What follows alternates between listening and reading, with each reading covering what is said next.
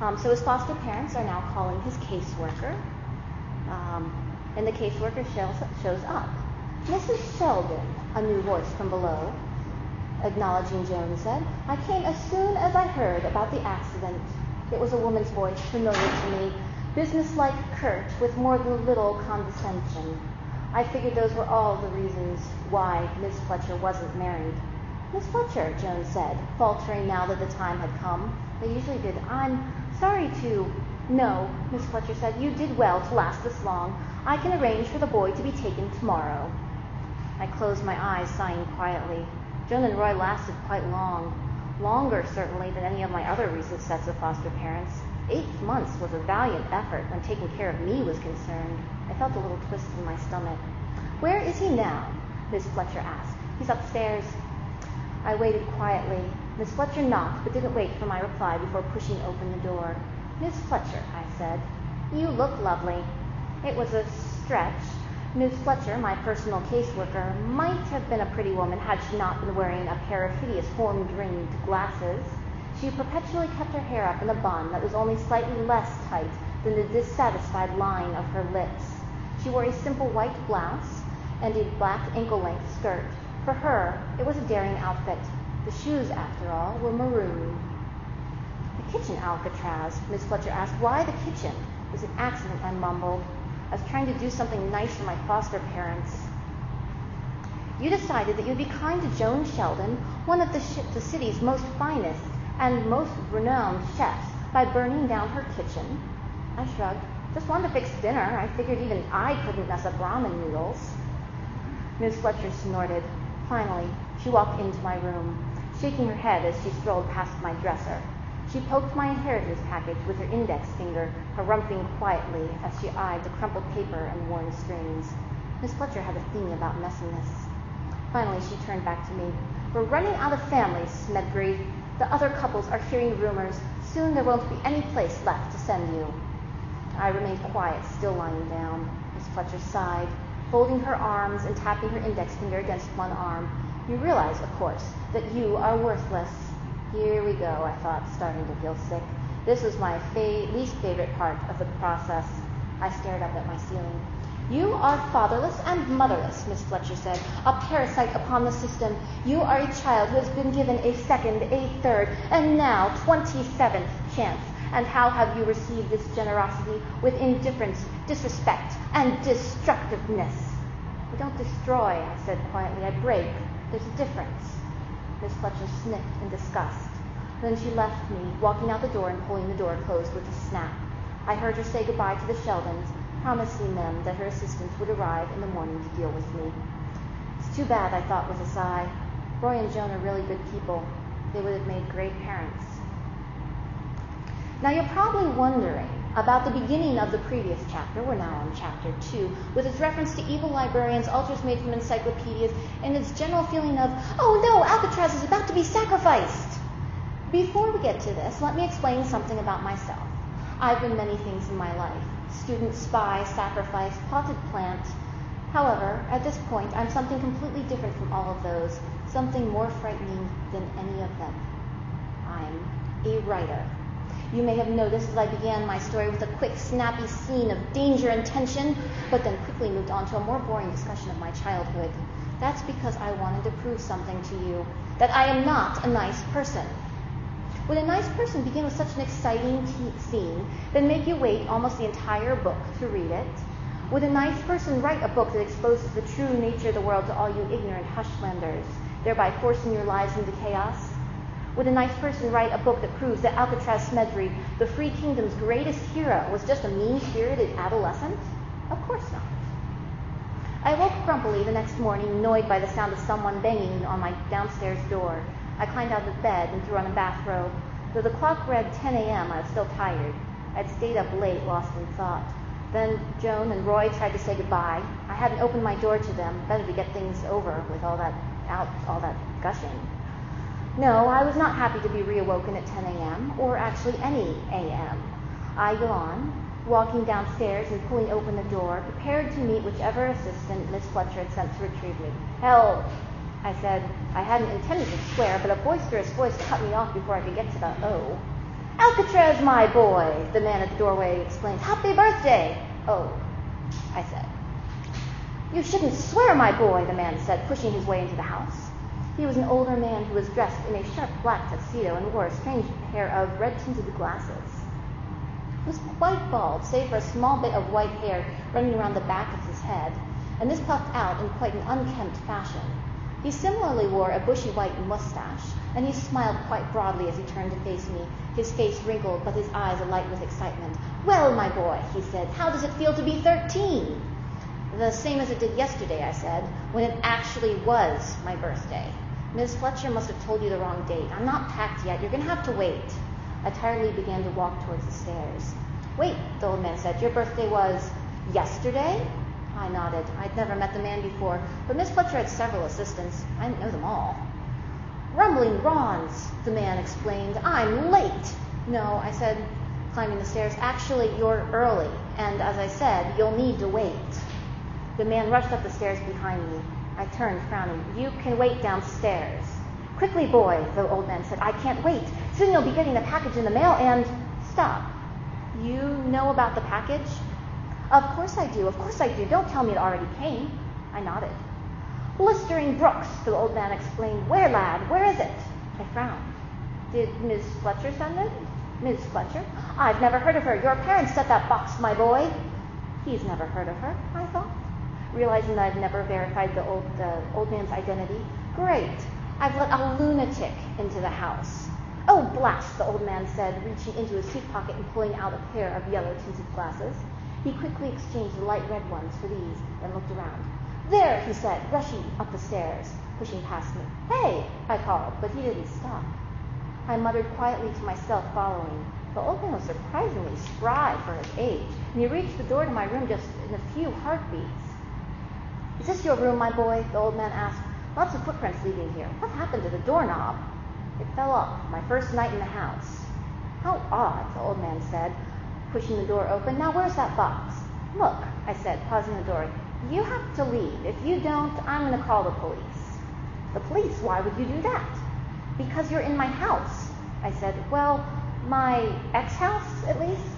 But you let me in, lad, the old man pointed out. I paused. Well, now I'm telling you to leave.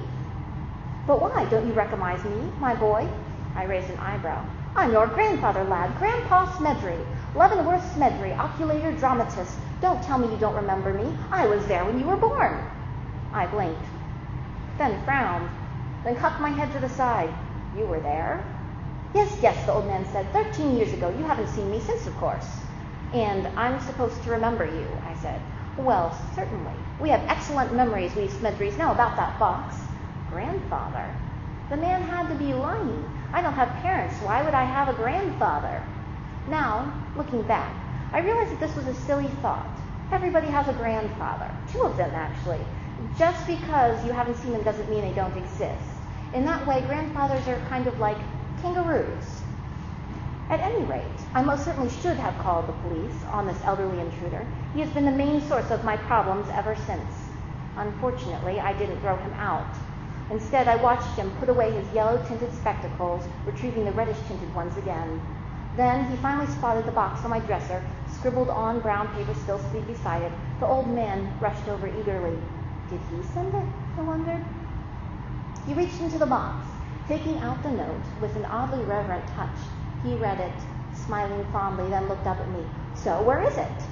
Grandpa Smedley, or whoever he really was, asked. Where is what? The inheritance, lad. In the box, I said, pointing at the package. There isn't anything in here but the note.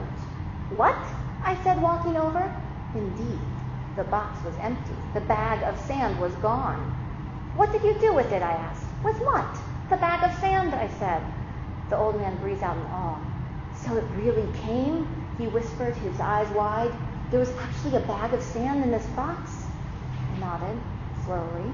Well, what color was the sand, lad? Sandy? Galloping camels, he exclaimed. I'm too late. They must have gotten here before me. Quickly, lad, who's been in this room since you received the box? Nobody, I said. By this point, as you can imagine, I was growing a little frustrated and increasingly confused, not to mention hungry and still a bit tired, and a little sore from gym class the previous week. But wasn't that exactly all that was relative? But that wasn't exactly all that was relevant, is it? Nobody, the old man repeated. Nobody else has been in this room? Nobody, I snapped. Nobody at all. Except, I frowned, except Ms. Fletcher. Who is this Miss Fletcher you keep mentioning, lad? I shrugged. My caseworker. What does she look like? Glasses, I said. Snobbish face. Usually has her hair in the bun. But glasses, Grandpa Smedley said slowly. Did they have horn rims? Usually. Hyperventilating the hobs, she exclaimed. A librarian. Quickly, lad, we have to go. Get dressed. I'll steal some food from your foster parents. Wait, I said. But the old man had already scrambled down from the room, moving with a sudden urgency. I stood dumbfounded. Miss Fletcher, I thought. Take the inheritance? That's stupid. Why would she want the silly bag of sand? Finally, I just walked over to my dresser. Getting dressed at least seemed like a good idea. I threw on a pair of jeans, a t-shirt, and my favorite green jacket. As I finished, Grandpa Smedley rushed back into my room carrying 2 of Roy's extra briefcases. I noticed a leaf of lettuce sticking halfway out of one, while the other seemed to be leaking a bit of ketchup. Here, Grandpa Smedley said, handing me the lettuce briefcase. I packed us lunches. No telling how long it will be before we can stop for food. I raised the briefcase, frowning. You packed lunches inside of briefcases?